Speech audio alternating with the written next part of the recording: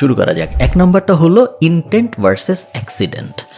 Intent versus accident কনসেপ্টটা খুব simple, but আমরা বিজনেস ওনাররা অনেক সময় বেসিক কনসেপ্টটাই বুঝি না। যখন আপনি একজনকে আপনার ব্র্যান্ডের মেসেজ দিচ্ছেন, হতে পারে মার্কেটিং মেসেজ, হতে পারে নর্মাল অ্যাওয়ারনেস মেসেজ, মোট কথা আপনার ব্যাপারে কোনো একটা কিছু আপনি একজন পোটেনশিয়াল কাস্টমারকে জানাইতে চাচ্ছেন, এই জানানোটা ইনটেন্টের পরিবর্তে আসতেছে নাকি অ্যাক্সিডেন্টের কারণে আসতেছে, এটা বুঝতে পারে এবং এটা ইঞ্জিনিয়ার করতে পারাটা জরুরি। ধরেন আমার দাঁতে ব্যথা, আমি গুগলে গেলাম, আমি গুগলে যেয়ে সার্চ দিলাম দাঁতের ডাক্তার কোথায় আছে, এবং তারপরে আমার সামনে অনেকগুলো ওয়েবসাইট আসলো, গুগলের অ্যাড আসলো, গুগলের ম্যাপের রেজাল্ট আসলো, এবং ওখান থেকে আমি রিসার্চ করা শুরু করলাম।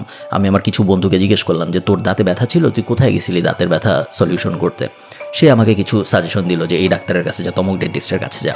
এরপরে আপনার ওই ডেন্টিস্টের বিজ্ঞাপন যদি আমার কাছে আসে, বা আপনার ওই পেস্টের বিজ্ঞাপন যদি আমার কাছে আসে, যে পেস্ট ব্যবহার করলে দাঁতের ব্যথা সেরে যাবে, এই বিজ্ঞাপনটা বা এই মেসেজটা আমার কাছে আসতেছে আমার ইনটেন্টের কারণে।